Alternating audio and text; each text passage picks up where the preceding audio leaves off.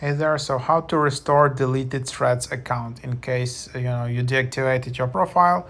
So it's super easy actually in this app. So if you went through here, you can deactivate your profile. It won't affect your Instagram profile, but as you can see, there is no basically deleting your threads profile. There is only deactivating. Deactivating your profile is temporary. Your profile, threads, replies, and likes will be hidden until you reactivate by logging back in.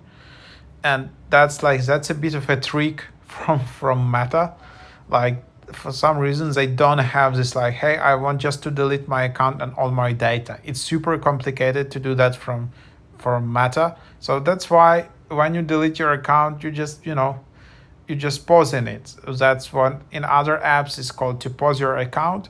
Here you just deactivating it, and then the moment you log back in, your account and all your data are back in. So there you have it.